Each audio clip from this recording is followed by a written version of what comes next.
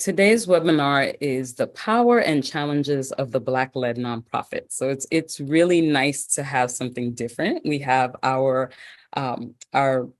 intro classes that we have weekly, and today is our first special topic webinar. And as the Equitable Access team, we are concentrating on highlighting organizations and people that are moving equity within the sector. So we're really glad to have this special topic webinar today. I'm excited. I am Yvonne Sims, Educational Programming Manager sitting in Atlanta. I'm joined by Diamond Rodriguez, who I believe is in Pennsylvania. And also in the background helping out is Lori Guidry, who's sitting in the Bay Area. So we're all here trying to make sure that everyone gets their questions heard and that we have a good webinar today.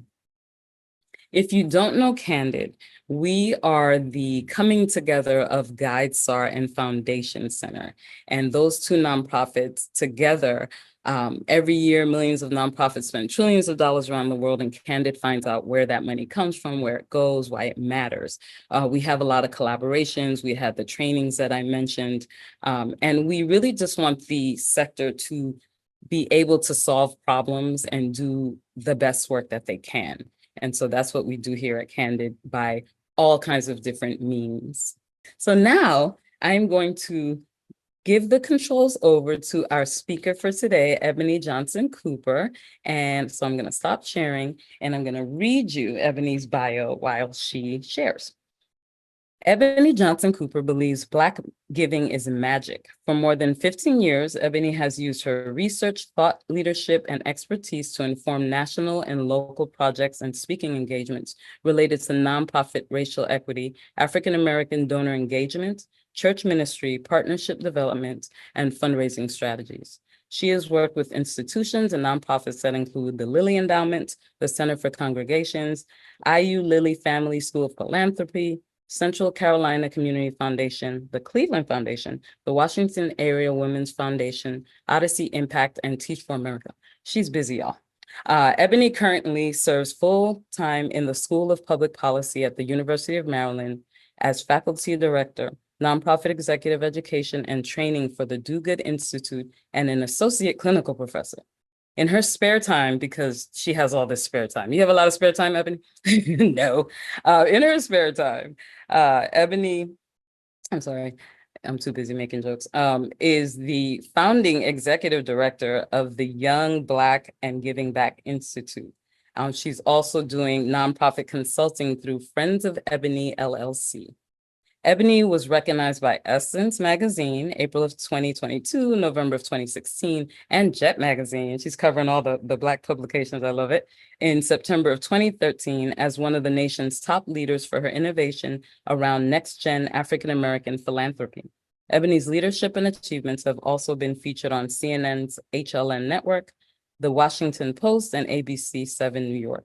She is a National Museum of African American History and Culture Ambassador and a member of Delta Sigma Theta Sorority Incorporated and Black Benefactors Giving Circle in DC.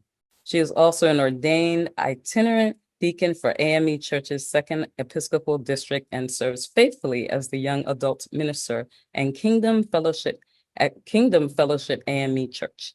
Ebonie is a proud graduate of North Carolina A&T. We haven't talked about that, where she got her bachelor's, NYU, where she got her master's, and Wesley Theological Seminary, where she got her master's in divinity. Her greatest role, however, is being a mother to her precious, adorable, and loving toddler son. And without further ado, I will turn it over to Ebonie. Thank you, Yvonne. Thank you so much. And hello to everybody out there. I'm so excited to be with you. Hello to all my sorors because I knew the chat was going to go crazy. And can I get an Aggie pride to all my Aggies? Just those are the things that are necessary.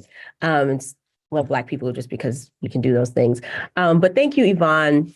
Yvonne pseudo stalked me when we first got when we first connected, and that was okay because I do the same thing to people that I really want to connect with. So I want to say thank you to Yvonne for seeing my work, for being willing and able to put this work at the forefront. sort of given all of the challenges around diversity, equity, inclusion, and belonging. And shout out to Candid for also being a sort of pillar in the space and being open to having conversations that for some can be difficult. And so I am just glad that we are able to be here today in community. Again, please feel free to use the chats and the Q&A box. There are folks in the background that will do their best to make sure that that we get the questions. We'll make time, and I'll do some intentional pauses in our time together today so that we can get to questions. It'll be pretty interactive. I don't see everybody's name, but I'm sure I know some of y'all out there. And so if we've ever been in a workshop training, or if you are a former student taking my class, and you know that this will be pretty engaging. And so don't fall asleep. Don't try to do double duty because then maybe you'll miss a question. But I'm excited to be able to join each and every one of you. I saw someone from across the pond. So hello from London. Shout out to New York City. I saw New York represented. And I'm also really excited because I think we have lots and lots and lots of Black-led and Black benefiting nonprofits. So I'm excited that you all are here and representing in full force. So I'm excited to be with you all this afternoon. So, all right. So today we are going to talk about the power and the challenges of Black-led nonprofits. But for the purposes of this presentation, this is called A Case for Black-led and Black Benefiting Nonprofits. I'm the presenter, Ebonie Johnson-Cooper. I'm the founding executive director of the Young Black and Giving Back Institute. The good thing is we are among friends. So some of what we are sharing today is going to be of no surprise. But what I would like you all to do for things that you find relevant and helpful, impactful as you are thinking about grant writing, fundraising, some of these points can be really salient points that you can add into your grant applications, your fundraising, and just some things you can think about, ways to position the work that you are doing, so that when you are seeking funding, when you are seeking board members and friends of your organization, some of the points that we bring up today are going to be important. But again, I know we are among friends, so some of this or a lot of this should not be surprising, but will hopefully be helpful to you. So welcome and glad to have you all here. All right. So who are we at the Young Black and Giving Back Institute? We were founded in 2014 by me out of an abundance of need to create a space for those of us Black leaders in nonprofit leadership, as well as those of us who are active in philanthropy. Before I transitioned to the Young Black and Giving Back Institute, I had what is now my consulting business called Friends of Ebonie. And I remember thinking to myself, well, if Bill and Melinda Gates could have friends, well, so can I.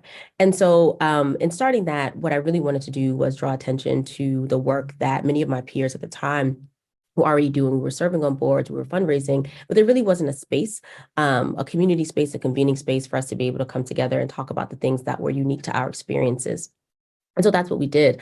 And then in 2014, I kind of wanted to step away from my name being at the center of everything. And I wanted to create an educational space. Now, sort of, we use the term capacity building, and sort of that's the bucket it would go in.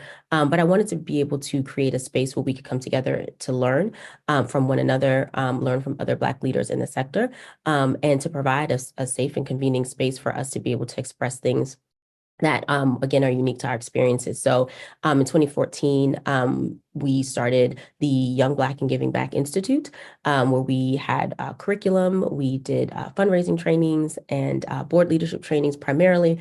We did our summits. Some of the photos that you'll see in the next couple of slides are actually of our attendees. If you notice anybody, just shout them out, say, hey.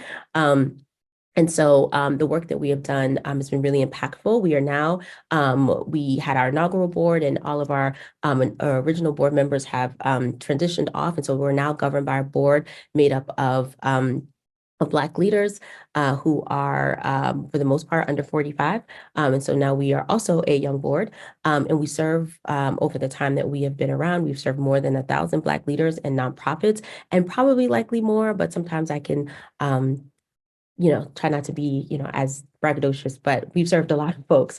And so our mission is to serve Black-led, Black benefiting nonprofits and its leaders to provide capacity building convenings and funding that uniquely meets our social impact needs. And so for us, that work, as I mentioned, has looked like board trainings, fundraising trainings, and now what our work looks like and includes are a couple of things. One, we host a national crowdfunding day for Black-led and Black benefiting nonprofits called Give 828. We also have a Young Black and Giving Back Fund where we provide micro grants to help fill in the racial funding gap, where we provide multi-year grants for our grantees. And that helps to drive our large vision to serve and prepare the next generation of young Black professionals for effective community leadership and philanthropy, such that they produce sustainable and innovative solutions to their most pressing needs. And so we went from doing a lot of curriculum-based trainings and workshops and convenings to now really being on the other side around fundraising and providing funding opportunities for those, particularly the organizations that we're going to talk about and define in the next couple of slides. And so I am really excited to still be doing this work. We are celebrating 10 years this year. September 12th exactly is our 10-year anniversary. We will be doing some fun and exciting things throughout the year. One of the things that we will be doing is kicking off the Giving Circle that we're starting at AbbVie. If anyone is going to be at AbbVie at Harambe in St. Louis in a couple of weeks, we will see you there. We'll send out some information, but this is our 10-year. And so this is a great time for reflection, a great time for us to think about what's coming next. And so as many of your organizations may be doing some strategy, planning, we are too. Long-term thinking about where we will be in the next 5 to 10 years, we are too. And so I'm just excited to still be here and know that our work has been able to help so many organizations, and we can still say that we've been impactful. And so that's just a little bit about the Institute, and I'm glad to be able to represent the Institute today. And again, questions, comments, please put them in the chat and we'll try to get to them as much as we can. All right. Ebony, So yes. I know already, right? We just okay. want to make sure that you will cover how we can participate in 828. Yes, I'm going to do that at Okay. the end. Yes, I will. I promise, Perfect. I promise. I actually put it in here so I do not forget. Yeah, I saw it. Okay, thank you. I will. No problem. So as we mentioned, today we are going to talk about the power and the challenges of Black-led and Black benefiting nonprofits. A lot of our conversation is going to be rooted in our recent research report, Grassroots, Black and Giving, How Philanthropy Can Better Support Black-led and Black benefiting nonprofits. This research report was funded by the Nielsen Foundation. We received a grant in 2021 through their Data for Good grant program. It was a wonderful opportunity. We partnered quite a bit with our folks at the University of Maryland, our student researchers. We've received an additional smaller grant from the Dugan Institute, where I now work. And the research was led by two of our wonderful researchers, Dr. Alana Hackshaw, as well as Dr. Nathan Dietz. And so, as well as, oh my gosh, so many folks who are part of the project to make it what it is. So I do encourage everyone to download a copy of the full report. And we'll be talking about some of the things that are featured in the report, but there should be a link in the chat throughout the conversation that will allow you to access the full report. So before we get started, my first question, and you can put this in the chat, and I'm actually going to look at the chat. Are Black-led nonprofits the same as Black-led and benefiting nonprofits? Are they the same? Yes, no, I'm not sure. Just put in the chat. No. Okay. Wow. Got it. Nope. Yep. Got it. All right. Well, you all passed the test. Absolutely not. Okay. Got it. Thank you. You know what? I told you I'm talking to an audience of friends. So got it. Nope. Regina said, well, guess not. Right. They were like, I was going to say yes, but no. I was going to say yes, but actually, no, they are not. And so the reason why they are not, we're going to talk about it. So we at the Institute, we lean on AbbVie's definition of what Black-led and Black benefiting means. And so in summary, nonprofits that serve predominantly Black constituents, and how it is defined specifically for us and will also be defined for our purposes of this report. And when we get to Give 828, at least 50% of their leadership and 50% of their board and staff identify as Black. Anybody want to know why that's important? At least 50%? Anybody? They can benefit Black people while excluding Black people from governance and structure. Yes, absolutely. Representation, funding, decision. Yes, exactly, Kristen. Yes. It is all about power structure. And so there are many organizations that are Black-led. And for those organizations, we celebrate and also have Black constituents that they serve. But from a power dynamic, their leadership is not representative. So I'm sorry, there are many organizations that may have Black leadership, but their boards specifically are not representative of the communities that they serve. And so we want to make sure that when we are talking about what does Black-led and Black benefiting mean, we want to make sure that it is understood that while you may have a Black executive director and a majority Black staff, if we look at your board and your board is not representative, then the question then becomes, well, who's ultimately making the decisions for your organizations? And that is something that the sector as a whole has to also understand, that we celebrate Black leadership, and that is definitely something to celebrate, but we also need to begin to celebrate and recognize that Black governing power is also really, really important, because we know at the end of the day, our boards make a lot of decisions, and unfortunately, I have worked, I'm sure some of you have also worked at or been in community with nonprofits who are as representative as they can be on the front, and on the back end, they have majority white boards that make it really, really difficult for those who are quote unquote in leadership to make decisions and do what's best for the organization, and they make it really toxic. And so I just want to make sure that we are clear why it's important that we're Black-led or Black benefiting and Black-led, so that we can make sure that the power dynamic is there. And so by way of shouting out and celebrating some of our Black-led and Black benefiting organizations, here are some of the organizations that have participated in our Give 828 Day, those that we have also been in community with over the past 10 years. And so if you recognize any of them, shout them out, say hey. But these are just, oh my gosh, I can't even say a tiny piece of the puzzle, like a micro piece of how many Black-led and Black benefiting organizations there are who are on the ground, who are doing the work, often at levels of impact that are not quantifiable by traditional methods. And so these organizations are literally saving our communities and our children and our elders and one another, right? Saving us left and right. And so I want to take a moment to celebrate just a couple of them and celebrate all of you who are also here. So celebrate your work, give yourselves a clap, because you are the ones that deserve the flowers. And so thank you for your work. And so here are some of the points where I mentioned for those of you who are on here who will be going for funding, thinking about ways that you can articulate why it's important to support your work. Here are some really salient points. Why focus on Black-led and benefiting nonprofits? We are all very aware of the political climate and how our diversity, equity, and inclusion are being scratched away every second. And so when we are thinking about ways that we can talk to funders, and even those who are funders on the webinar today, why it is important to focus on these organizations. Because these organizations lead and serve from a shared place of identity and social experience, right? Excluding power as a dynamic to overcome, right? And so we're serving as essential first responders. This is something that is so important. There's nobody on the ground who knows what happens in our communities more than we do. And so it's important that when we're responding to community crisis, that they deserve comprehensive support to unlock their full potential.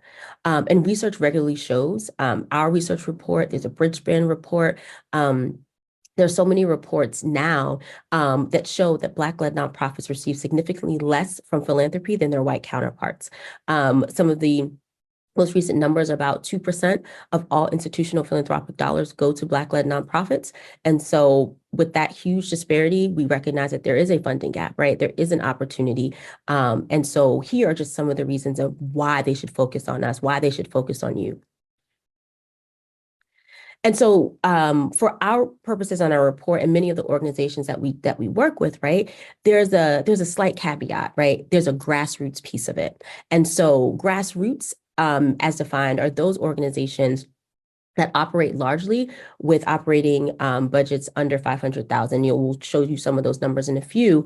But again, these are a microcosm of a larger community of Black-led, Black-serving nonprofits in the United States. So this does not mean that we're talking about sort of, our Apollo theaters, our NAACPs, our larger organizations, millions of dollars plus doing great work. But often through our work at the Young Black and Giving Back Institute, we often come in contact with the organizations that are much smaller, those whose funding opportunities and access are even smaller.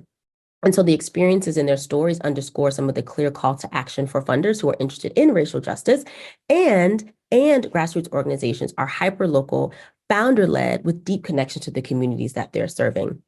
And so our groups address the direct needs of the Black community, working on to address issues from poverty to health education to workforce development to maternity health. All of those things are what we are doing at a hyper level. And so many of our organizations are grassroots organizations, but it is just important that we identify those organizations. And the ones that I just showed you on the previous slides, they would fall into the category of grassroots, many of them. All right. And so here we go with why grassroots, Black-led, and Black benefiting. So as we know, 2020 was that unicorn year, and there was about $3.4 billion in investment to racial justice during what is now known as the racial reckoning. No surprise to the Black community, but it was that year of awakening. And so we've seen no real reckoning with the question of how much of these philanthropic dollars have actually reached grassroots organizations. Our report suggests that not nearly enough of those dollars made it to where they were supposed to be. And in 2023, we entered what is now referred to as a funding cliff. A funding cliff, which our brother Nat talks quite a bit about over at Hill Snowden, but our funding cliff is where we've gone like this, and here we are falling off, right? There's some organizations who were grateful during the last 3 years at the time of 2020 to receive multi-year grants from some institutional funders who wanted to fund multi-year and said, hey, people were giving out money left and right, but there really wasn't a plan for sustainability. And so for many organizations who receive funds, in particular, if anyone has ever seen the documentary called Unwavering by Echoing Green, one of the brothers featured in the documentary said, he didn't even expect, well, they didn't ever receive online gifts. But during 2020, he looked at his phone one day and everyone was he was getting all these messages and he's like, what's going on?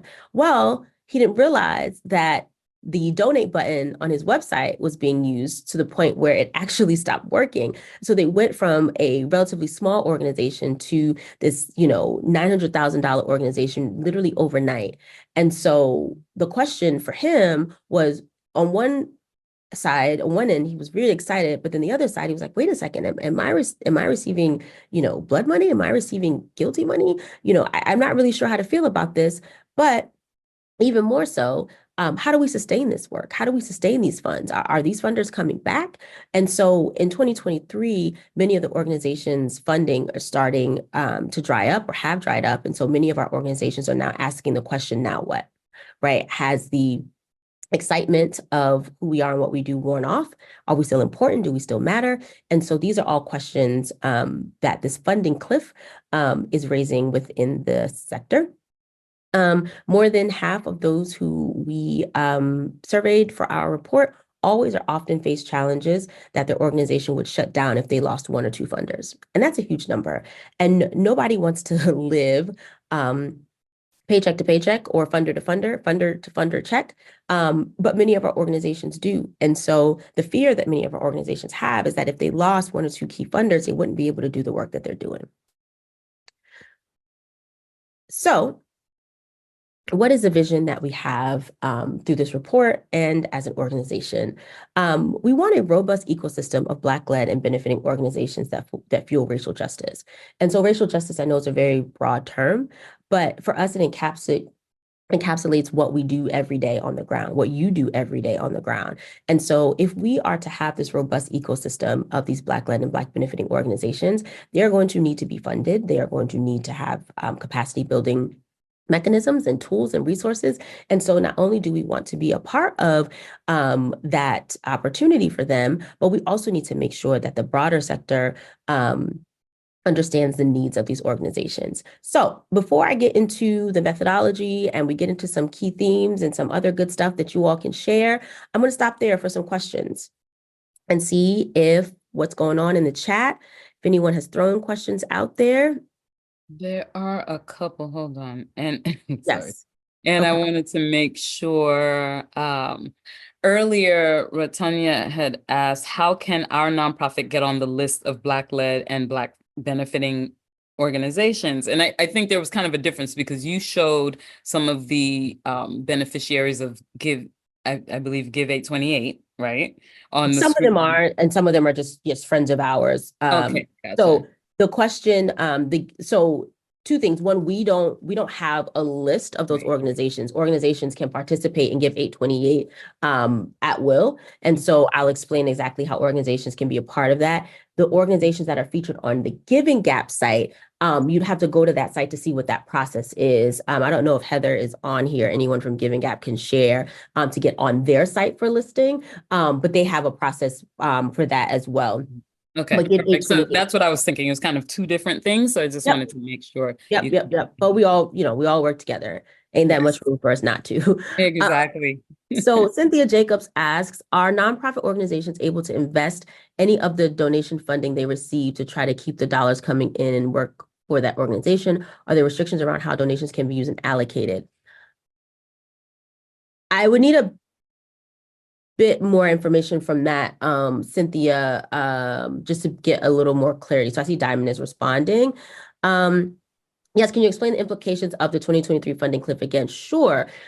So in 2023, we started to see, or the sector started to see many organizations that were invested in 2020, those funding dollars running out. And so organizations were starting to not have access to the same type of funding, right? So if I am a small organization and because there was investment and promises to give funding, and I, let's say, received, investment of $500,000 over 3 years, and that 3 years is up, then what happens, right? If I'm an organization where maybe that was the first time I ever received that amount of money, did it all go to personnel, right? And folks are now being paid. How was it distributed? Like those are some of the questions we're asking. But if I'm also an organization where maybe my capacity isn't built, where I know necessarily how to manage and steward, right, those funds so that it can make me more funds, then when it runs out, it runs out. And so many of the organizations were kind of asking the question, and those in the sector who were responsive were raising up or amplifying those voices or concerns about, well, now what? Everyone wanted to invest 3 years ago. Do you not want to invest in this anymore? Are organizations not important? Are Black people not sexy anymore? I'm not quite sure. So the implications really are the sustainability of the organizations. And even though we can appreciate, let's say, anonymous gifts. Anonymous gifts are great, but it really doesn't help us in the long run because we cannot steward that relationship, right? We have no way of knowing how we can sustain that relationship to make sure that maybe we can get this gift again, or so the funding cliff was just really the excitement, right? And the celebrity of Black people in 2020 and wanting to invest and give to all things Black. And then now that there's no more pandemic, there's no more sort of racial awakening, right? I'm using air quotes. Now what, right? So we were hot and now we're not. So that's really what the funding cliff is. Yes, I think I kind of touched on Matt's question, but how much of the funding cliff is due to inadequate development and stewardship programs or practices to maintain growth in relationships? Absolutely. Matt, we'll see that a bit in our recommendations towards the end. Are there subspecialties, healthcare, childcare, arts in the Black nonprofit space that have been more resilient during the funding cliff? That's a really good question. Bushra, I hope I'm pronouncing your name correctly. I cannot answer that.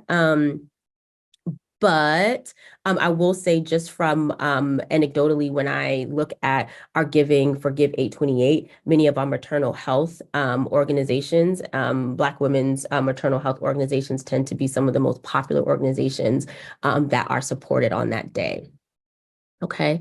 I'll answer a couple more and then we'll get back. Coming from the funder side, hi, Levon. What would you suggest as the best practice for trust-based philanthropy and not making Black-led nonprofits jump? Child, Levon, I'm so glad you're here, girl. We're gonna get to it. Trust-based, child, we're gonna get to it. Don't let me forget either, Levon, but I think we'll answer that as we go through.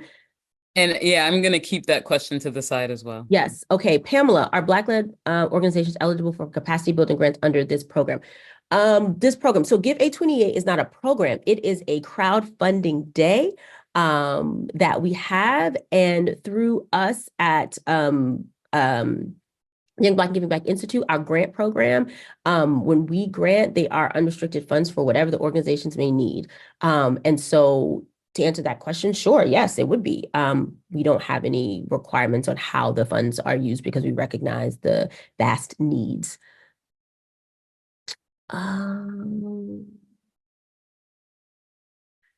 Are you able to parse out the 3.4 billion over investment to social justice issues to determine how much went to Black-led nonprofits?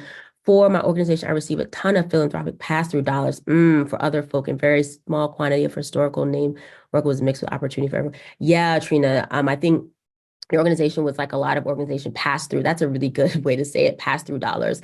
That didn't really stay. All right, some of these we're going to get to. Ooh. Okay, I'm gonna stop answering questions because we're never gonna get back. Yeah, and also okay, Ebonie, yes. although our captioner has not mentioned it, you're talking kind of fast. Oh yes. Did I mention I'm a New Yorker? Yes, me yes. too. So and I sometimes I have to remind myself. So yes. Yes, I am. I'm not going to go the Lil Wayne route. I'm not talking fast. You listening slow. I will slow down. I will slow down. I will slow down. It was really only when you were kind of skimming through the questions. So. Oh yes, sure. No problem. No problem. I will definitely slow down. Gotcha. Yes, and so I'm going to get back into the presentation. Yes, we will talk about Give 828. I promise I won't forget. Okay, here we go. All right, so we've gone through so far, what is Black-led benefiting? Why is it important that we focus on these organizations? Who are they? What we envision as an organization at the Young Black Giving Back Institute. And so now we're going to get into a little bit of the research. Some of the key findings, again, not surprising to many of our organizations, some of which who were part of our methodology and research process. So happy to have you all here. So let's get into it. All right. So through this research, we surveyed 227 nonprofits. We had a focus group of Black-led leaders. We had 3 one-on-one qualitative interviews, and we were also grateful to partner with Service Never Sleeps, which is another Black-led nonprofit that had already done a lot of the, or at least one piece of the executive interviews with nonprofit leaders. And so we worked with them to help inform some of the questions that we were able to put together for this particular research report. So key theme number 1, that Black-led, Black benefiting nonprofits are largely led by women, Gen Xers and Millennials who have dedicated more than a decade of their lives to social change. And so here you see the number of respondents who were Black women. 67% were under 55 and 40% were under 45. So these are women who were not only experienced in the sector, these are also highly educated women. 53% have worked in the sector for 11 years or more. So very few of those who are featured or researched were new to this, right? They weren't new to this, they were true to this. Being able to answer the questions honestly from a space of experience was really important, and also sort of a seasoned perspective in this work. And so one of the things that we found is Black women in nonprofit leadership. Unsurprisingly, again, we are in a climate where the leadership of Black women across sectors and industries is being challenged. But particularly for us at the Young Black and Giving Back Institute, I saw a lot of ourselves, saw a lot of myself in our survey respondents. And I could see it in how we were founded by me, a Black woman, how we are led, someone who is bi-vocational in my work, right? Doing this work, or even tri-vocational if you count my ministry work, right? Founded and founder-led and operated. And also many of us challenged with capacity, right? The Institute, while I talk about it and am conversant in it, it is not my day-to-day, everyday job, right? And so our capacity challenges were some that I saw in many of our organizations, and I see with many of the women that I encounter on a daily, whether they're our fellows that we have, or if there are grantees, or even at my work here at the university. Black women, we do all the things. We do all things well. We can do hard things. But that does not mean that for another conversation, right, that we talk about the stress and the burden of Black women who are doing the work and doing the things. So I'm going to read this quote that's in front of us here. And this is directly from the report. For many Black women, philanthropy is a way of life meant to address the needs of people in their real lives, such as neighbors, family, friends, family members, and church communities. They have been at the forefront of many nonprofit organizations, drawing from their intersectional identities to advocate for social justice, equality, and other critical issues affecting marginalized communities. Despite facing resource constraints and systemic challenges, Black women deliver results effectively and efficiently. I'll say that again. Black women deliver results effectively and efficiently. Yet, Black women's underrepresentation within the upper echelons of philanthropic leadership results in many Black women-led nonprofits facing barriers to accessing crucial resources and decision-making. And so what this means for us as leaders, as Black women, is that we need to advocate, right, for ourselves when we're thinking about the needs of our organizations, thinking about how much we really can carry, whether we are mothering by birth or mothering other person's children, we are auntying, we are taking care of everybody else and often not taking care enough of ourselves. It's who we are, right? It's sort of innate, but a lot of the work that we see represented here in the work that's done in our communities, while there's a lot to celebrate, there is another conversation that is equally as important that needs to happen, is how we are doing this and how we are finding ways to maintain self-care is extremely important. Prior to this report, the Institute did a Black and Working from Home report in partnership with the Greater Washington Community Foundation, where we wanted to see how Black folks were maintaining here in the DMV area while working from home. Again, many of our respondents and participants were women. And so what we did when we launched is we sent out these small little care packages, teas and candles, all curated small Black women businesses. And so we sent them, I think we had about maybe 15 or 20 participants. And then we sort of did this launch on Zoom, and we had a therapist, Erica St. Bernard, come on and talk about ways that we could care for ourselves. So I share that as an example and ways to really think about as Black women in leadership and other Black people who are supporting Black women and Black identifying persons, how to be able to support them in nonprofit and philanthropic leadership. And recognizing that our self-care is important, that when we come to work, when we're doing this, we're not just coming to, tutor the kids or you run this amazing, ballet program, right? Like there are 20 other things that we're balancing and we're managing, and to think about how we are caring for ourselves is something that's really, really important. While we didn't delve into it in this report, this is something that was a finding in the report that we want to take a look at. If anyone is interested, the Washington Area Women's Foundation just did a report around Black women and Black women's leadership.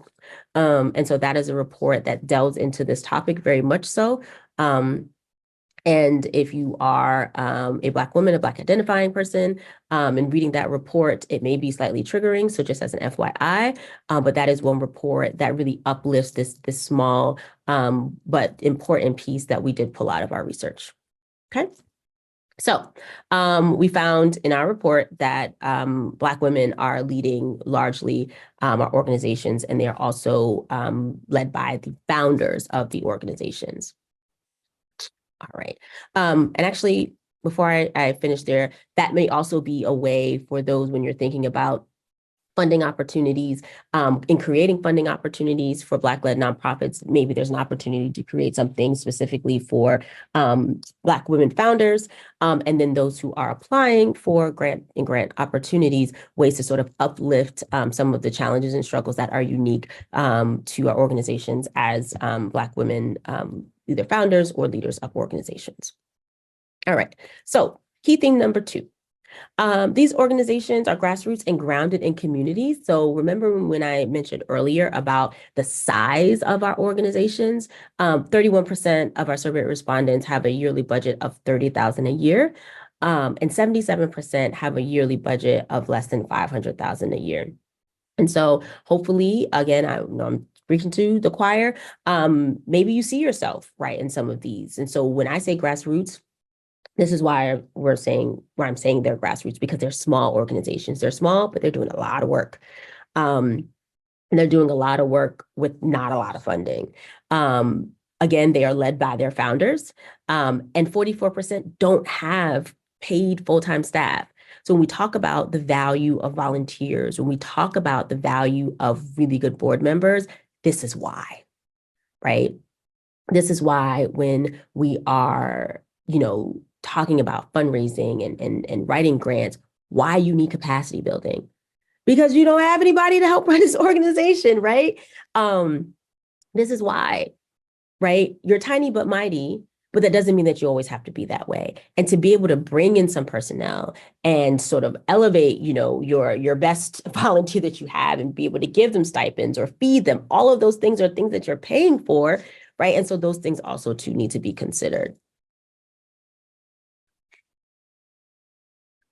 And key finding number 3 focuses on our direct areas of needs. And so just by seeing some of the names that were put into the chat, we could see the breadth of the organizations and what we do in the areas that we serve. And so 37% of our respondents work in an issue area of youth development. 34% mentoring, 26% health and health equity, 24% racial equity, 21% food insecurity, and 20% financial literacy and wealth building. When I was at NYU and I did my very first research report, I was talking about African-American millennials and giving. And 2 of those areas, or 2 of the 3 areas then, are still on this list of what we care about the most, which was youth and mentoring. And so knowing however many years later this is, that these are still areas that are really important to us. These are areas that are important for us to know in terms of, and we'll talk about this a little bit later when it comes to some policy implications, but what matters in our community and what are some of the things that are rising to the top as issues of concern and things that matter to us. All right. And number 4. So this is where we're going to really slow down for key themes 4 and 5 and take a little bit more time. We want capacity building support. 70% of our respondents are challenged by too many priorities and have insufficient capacity to achieve all of their goals. When it came to what they would greatly benefit from, executive coaching, financial management or budgeting, and fundraising training, those are the top 3 areas that our respondents said that they needed. And so recognizing that capacity building support is so critical, what I want to pause right now and ask, here we go. If you are a nonprofit, what is the most crucial area of capacity you need for funding? And if you are a funder on this call, or perhaps a fundraiser, what is the most crucial area of capacity requested from nonprofits? So I'm going to pull up my chat and see what some of the responses are.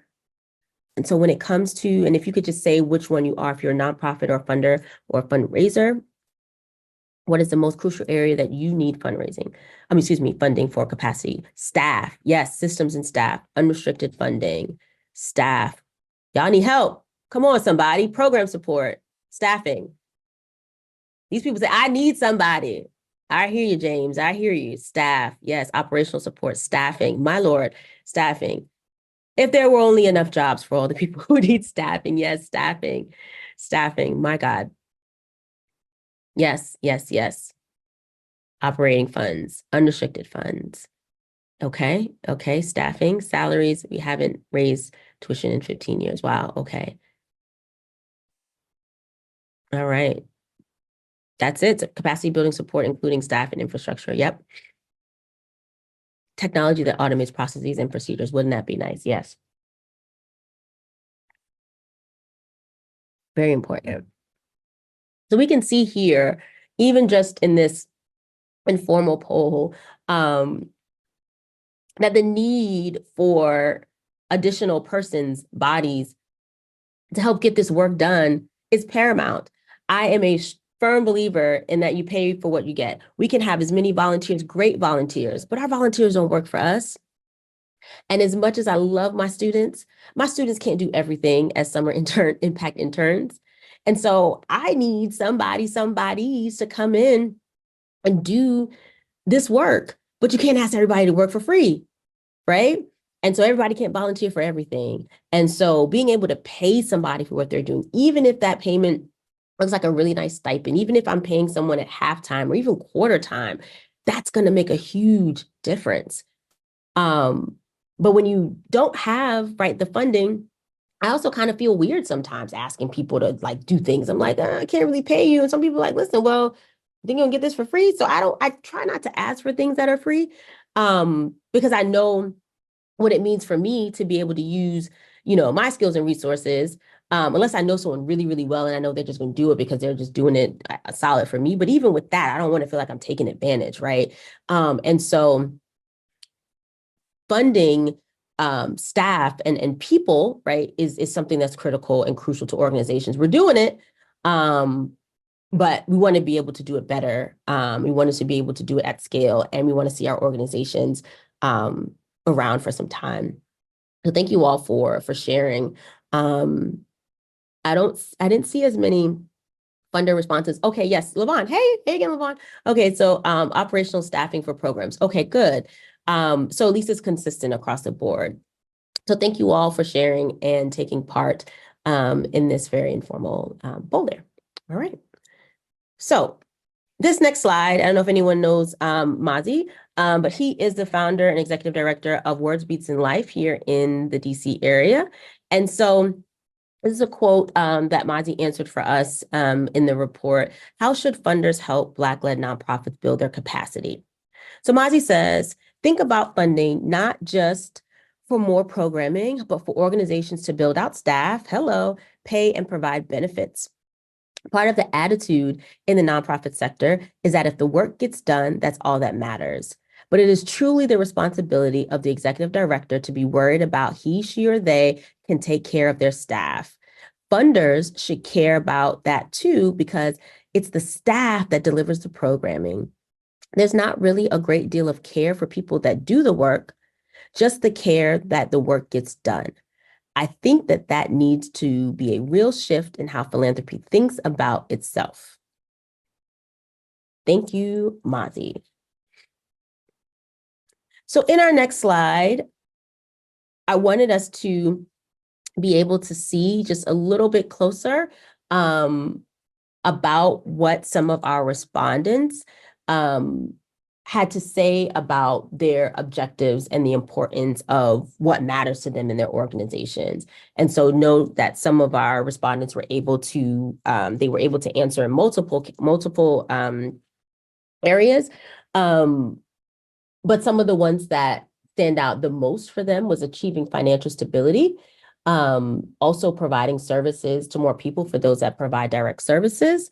And then down at the bottom, you'll see attracting and retaining individual donors. Those are the things that were important. And then attracting and strengthening support from institutional funders. And so you'll see some of the other answers across, but where it was most important is to recognize that all of, especially providing more services to more people, requires people, right? It requires staff, it requires program persons or whomever, operational staff, to be able to carry out this work. And so I just wanted to sort of show you all as an example of what is important to the organizations that are on the ground doing the work.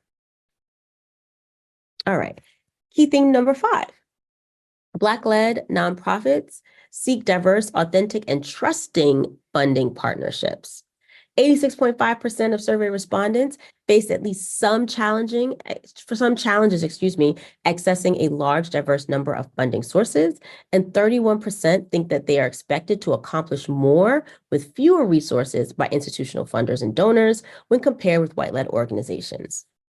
So what does this all mean? So 86.5% always or often have trouble accessing the large number of funding sources, as we just said. 72.7% always or often face the challenge of identifying or cultivating new funders. And 52.9% always or often face a challenge that would shut down their organizations if they lost 1 to 2 key funders. So we talked about the last one a little bit before, but by and large, why are there so many of us finding ourselves in a deficit to be able to access new and large funding resources and opportunities, and to be able to cultivate new funding opportunities? And I believe that answer is found in one word, and that is access. I don't know who created the secret vault of funding or the secret door of where to get money, but there's so much. When I hear of white-led organizations and how much money they get in the door, I'm always like, did I miss something? Was there a newsletter that went out that I just wasn't a part of? And so the access and the network that is available is vast. And I often think that for us as Black-led leaders, we just aren't always in the right room. And so when I have gotten asked the question from white persons, allies, co-conspirators, however they want to, how you want to frame it, there's a certain privilege and access that they have that we just don't. And so my answer to them is always use your privilege and your access to the benefit of others. And what I mean by that is, if you are in spaces where you know that there is access to funding, if there are persons in the room who are either funders themselves, high net worth donors, how can you make it so that a local organization or a local Black leader that you know or board member to make that introduction, right? Many of our social groups and our friends look like us. And so that doesn't mean that Black folks don't have money and we are not philanthropic, because we are. But that does mean if there are white folks who know that there is a different type of access and privilege, then to make that space available to someone else who you know doesn't have the same access. And so I'll bring it a little closer to us. I have a girlfriend who used to run a wonderful organization in South Carolina. I don't know if Zakiya is on this call, but she often talks or talked about when she was leading her organization down in Columbia, South Carolina, that she has the privilege of light skin. Zakiya is a light-skinned Black woman with green eyes, and she is very clear that she is a palatable Black person. And by that, she would often express that she has access to spaces and places, and given the area that her nonprofit worked in, it was in juvenile justice and care, that many of her other Black friends and colleagues may not have access to. And so because she knew that she may be at certain tables and be invited into certain places because she was the nice Black person or the palatable Black person, she knew that every time she got that invitation, she would bring someone along with her that she knew would not get that invitation. And so I say the same thing to us, whether it is, access by virtue of career, access by virtue of socioeconomic status, virtue by access of skin color, make that space available for somebody else who would not be in that space. That is how we build our networks, and we make our access and our privilege available to other people. And so the reasons why we see these numbers before us here is because somewhere, somehow, there's access and privilege that is not being opened up for other persons. And so I just want to name that and say that there is a lot of money out there. And Mackenzie Scott might be just throwing hers out there left and right, but she's not the only one. And the more that we are able to build relationships with those who may not look like us and may have access and privilege to spaces that we don't, then these numbers will be able to go down. All right. So here are just some other sort of table things. Again, these are all in the report. But I wanted to be able to name barriers to organizational growth, which many of us are aware. 72% agree or strongly agree that attracting support from non-Black donor funding is critical. 85% expected to accomplish much more with fewer resources than their white-led organizations or their counterparts. 60% strongly agree that it's best to work through a hierarchy that does not fit, or they believe that they're working through a hierarchy that does not fit for us. 40% agree or strongly agree that that funders expect their organizations to form collaborations with other organizations before applying for funding for their own projects. And so with that means that for some organizations, a funder might expect that, say, the Young Black and Giving Back Institute may partner with ABDC or ABCD organization before they are able. And in this case, it may not always be the worst situation. Sometimes there are a lot of nonprofits. There are about 1.6 million nonprofit organizations in this country, and most of them last for about 2 years. So there are a lot, but they don't always last a long time because of infrastructure and fundraising. And sometimes when there are so many of us that are doing the same kinds of work, the money's not going to stretch as far. So this may not always be a bad thing, that we may want to partner with another organization so that we can sort of get larger grant dollars and sort of move the money around a bit more. So again, there are some funder strengths and some funder weaknesses that are also represented here, and some that you may, once you get a chance to take a look at the report, you can kind of take a closer look. So I'm going to pause here because the last part, and I'm wanting to be mindful of time, are some recommendations. So I'm going to take a look at the question and answer. Yeah, I was going to say the recommendations are probably what you're almost being asked for. So, okay. But if you want to just skim and see Sure. what you might see there, I'm going to look real quick. That's a good question, Norma. I'm not aware of a national database for all the Black funders. That's awesome. That's a good idea. Check there. I don't know. Let's see. I also, Ivana, I wanted to note it about demographics via Candid. I put a link in there. But if you do have your Candid profile, well, even if you don't have your profile, Candid is in the process of collecting demographics that funders have, promised to view if they're part of the program. So you can indicate all of your demographics, do it one time and not have to put it on every grant application or whatever, and it'll be a permanent part of your profile. So I put the link in the chat. You might want to look into that as well if you're looking to make yourself more visible to funders. Thank you, Lori.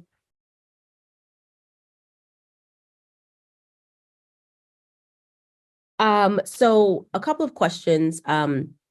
One that stands out, in your work, what's the share of Black immigrant-led organizations that generally work on immigration-related issues and immigrant integration?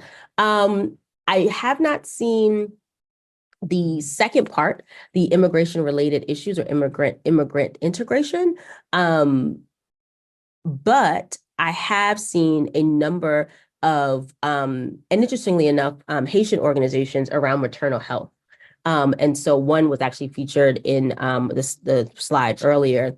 I've seen more organizations that are Black immigrant led, that either provide local support to communities, say in like South Florida, where the Haitian population is fairly large, and or they are working here in the States around midwifery, and they're helping to train midwives back in Haiti. So I haven't seen anything around immigration related issues as much, but that doesn't mean that they may not exist in the work that we do through like Give 828 or perhaps on Giving Gap or any of the other spaces.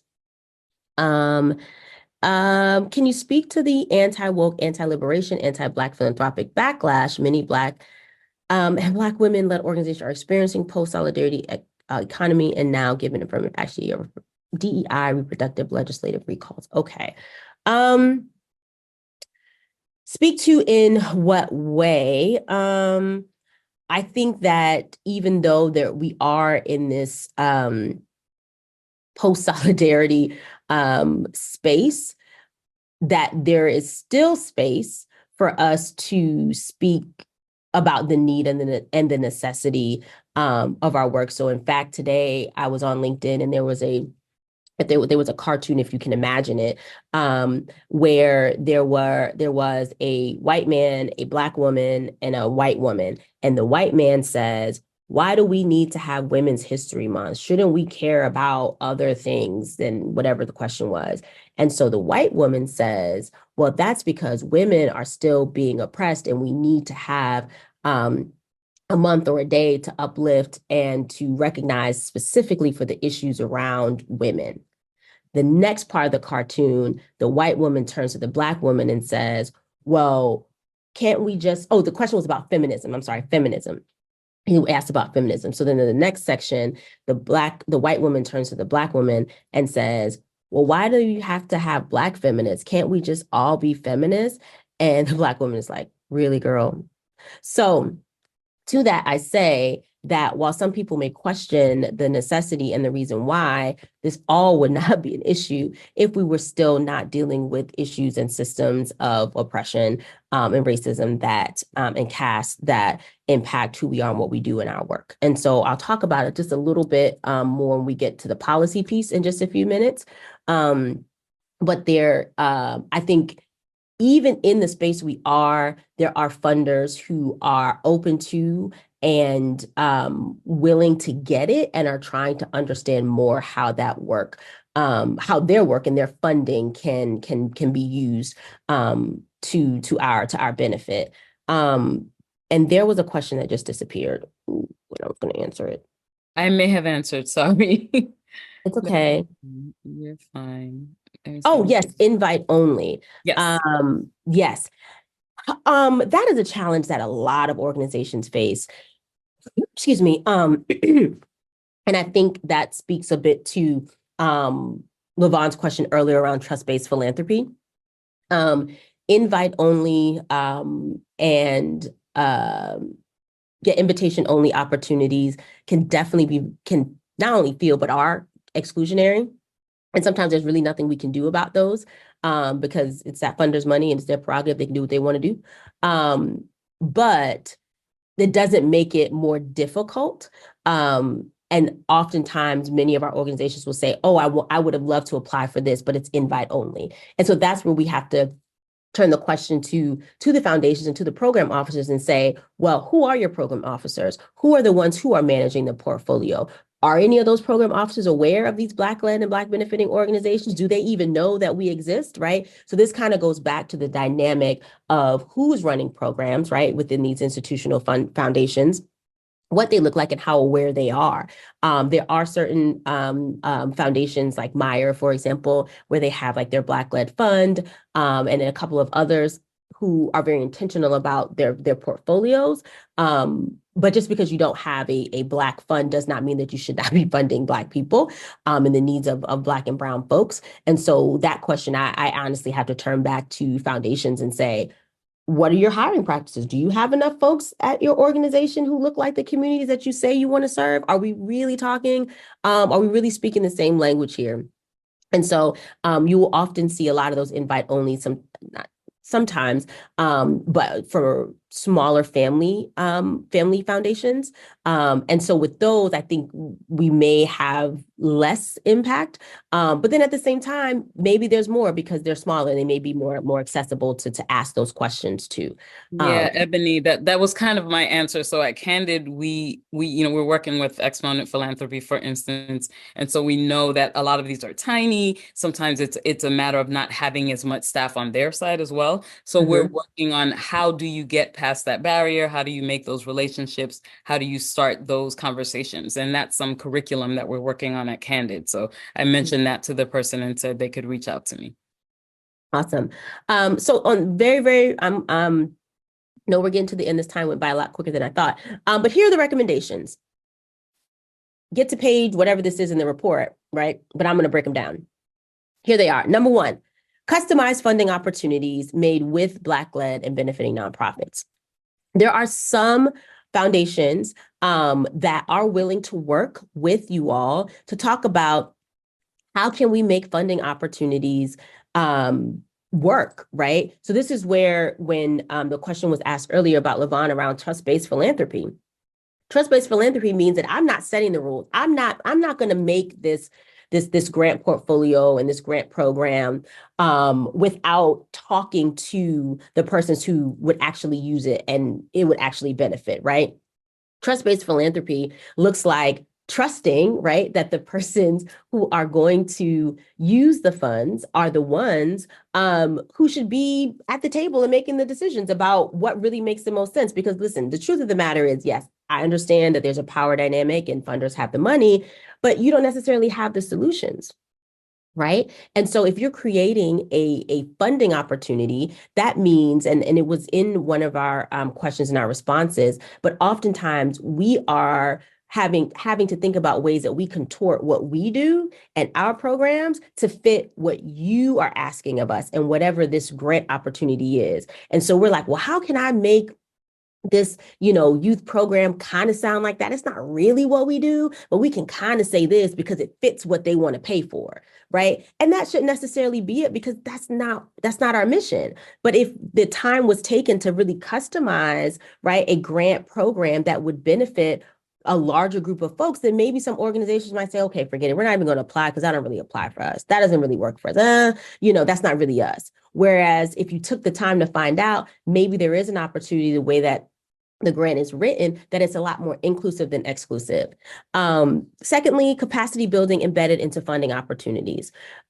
These are trainings, these are workshops, these are professional development opportunities. These are ways that you are making sure that the monies that you are giving to these organizations is going to be used and stewarded well, because you are making sure that there are folks there that know what to do with it, and it's going to be there for a long time. And so you're helping the organization to not only use your funds well, but to be able to use other funds well. And so you're helping organizations by building in capacity building opportunities. That also means that perhaps we don't have to use the funding you've given us to take a class, right, at the University of Maryland, shameless plug, right? But that means that you're providing opportunities that we can grow as an organization while also funding us. Technical fundraising assistance.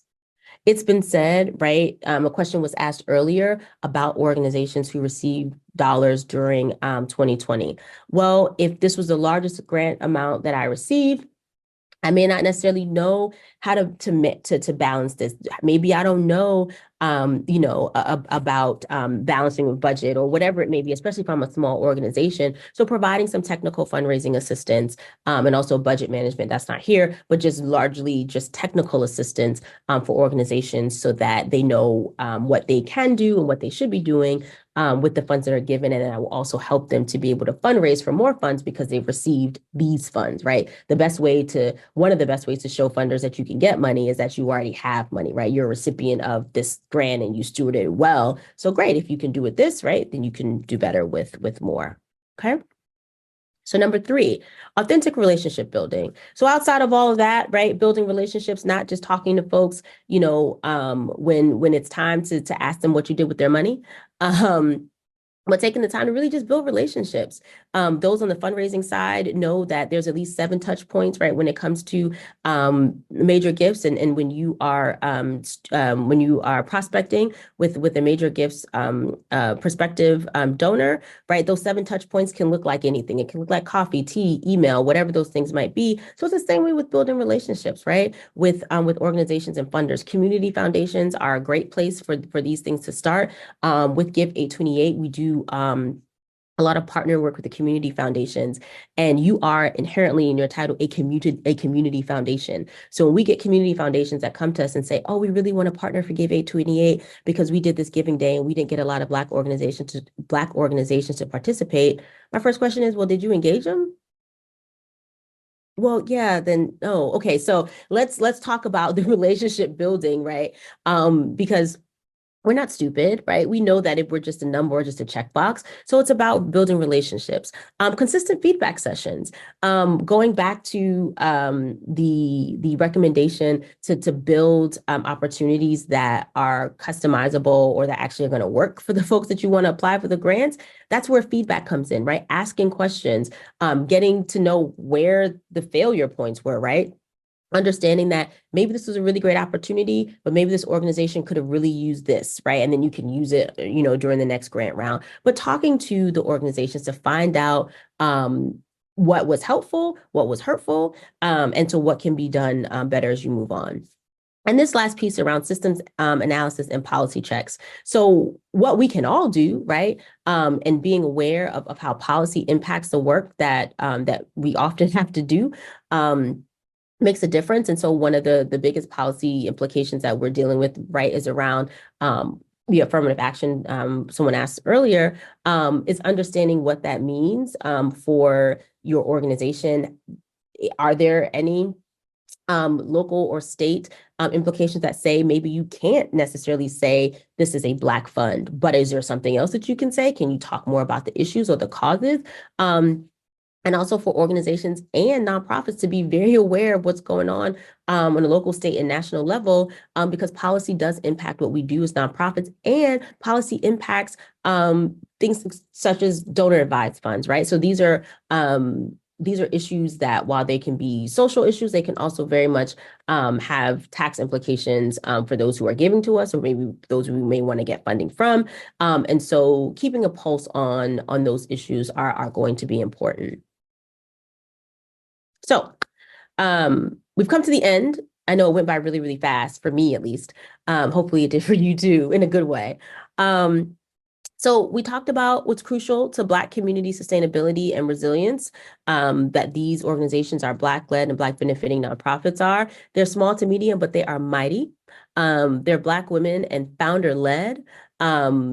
They want to be sustainable, and access to funding is needed. And to you, the organizations that are here listening, tell your story just the way that it is, right? I don't believe that we should try to fit what we do and who we are into a different kind of box. We show up as who we are because that's what makes our work, right? And if I have to change what I do, if I have to take Black out of my name, if I have to say this a little bit differently or that a little bit differently, then that's not really authentic. And if I have just fed 500 families, or if I've just helped, 30 kids go to college, I didn't do that because I was trying to be something that I was not. So tell your story just the way that it is.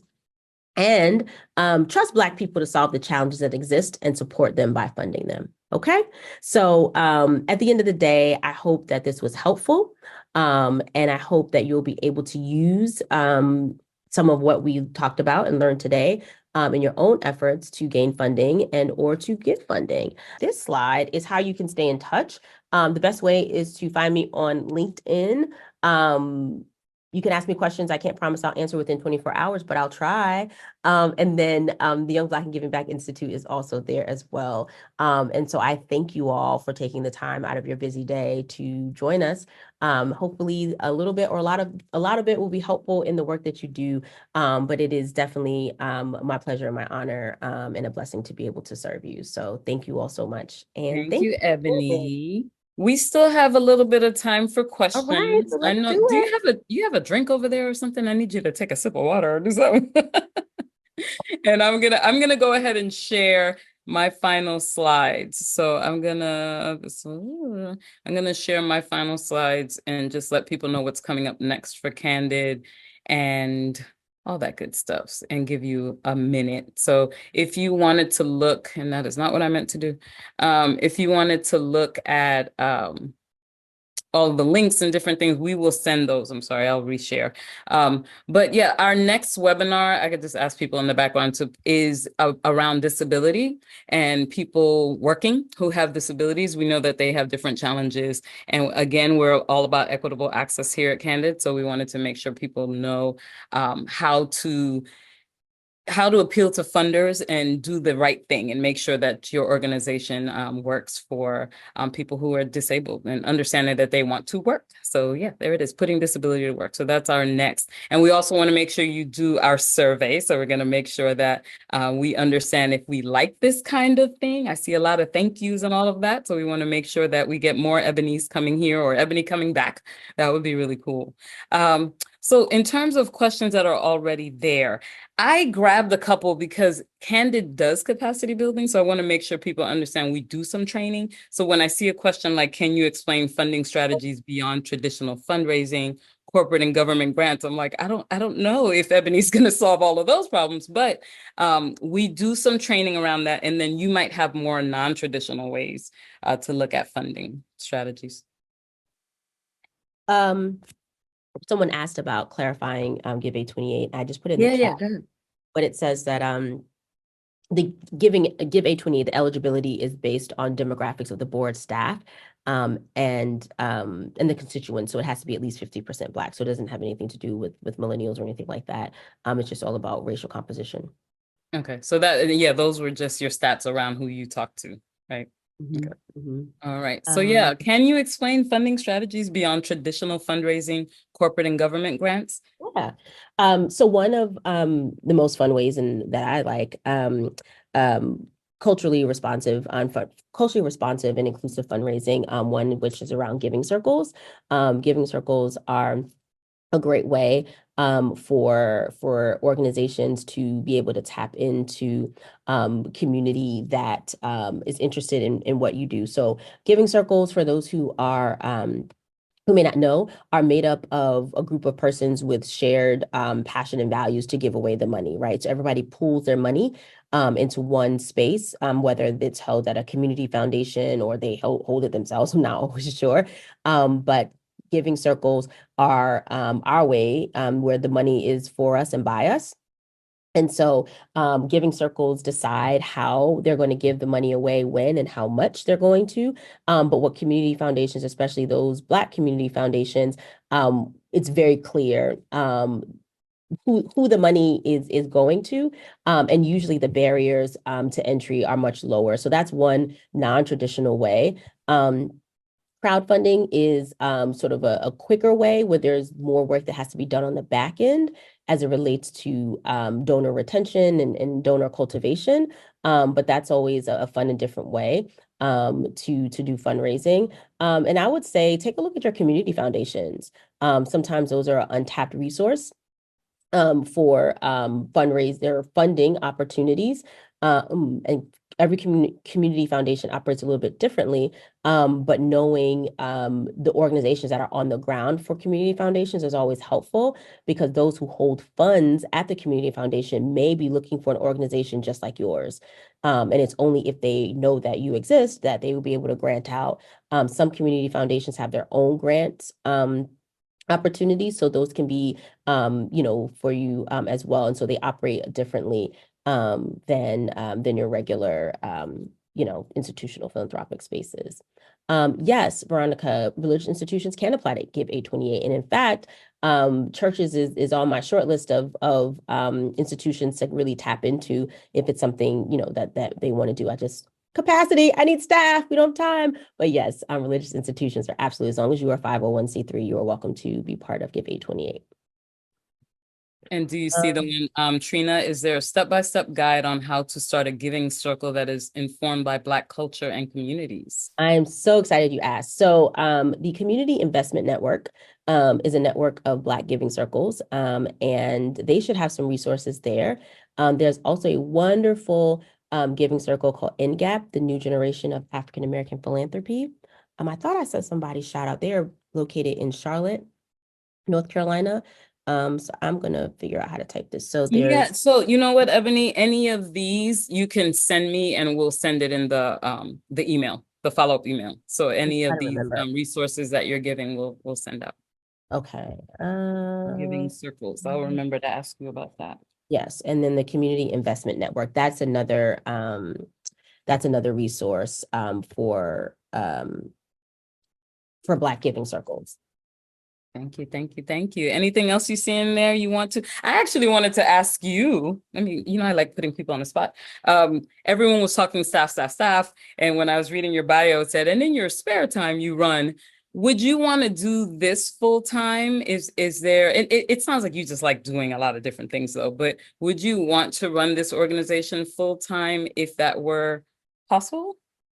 No, as I think about strategic leadership and growth, I will be transitioning out in the next couple of years. I've been doing this work a long time, and That's 10 true. years 10 is a years. long run. That is true. And so I joke, I don't want to be the old Black leader of, the Young Black Giving Back Institute. But as we look from a strategic planning standpoint, that is part of our strategic plan, and looking at who will lead this organization next. So not now. If you asked me 5 years ago, absolutely. But now, no, my sights are set on things that are different. But I'm excited for what our next leadership will look like, and to see it in the next 10 to 20 years. Love it. And that is a great gem that you said, strategically planning who will be the next leader, because you definitely want that to be a strategy and to understand that you don't just kind of up and leave. So thank you so much for that gem and so many of the other gems. I would love for you to rest after this, but I know you're just going to go do something fabulous and go take care of your baby and do all of the things. But we want He's in to daycare, honey. I got 2 more hours, so Oh, no. good. Oh, you got 2 hours. Okay, good. But thank you for being with us today. We thank our audience for coming out today. And again, we always want your feedback because this is new to us. And we want to make sure that we're doing a good job and you're getting helpful information. So if you like this webinar, we hope you will join us again. And again, thank you, Ebony, so much. We appreciate you.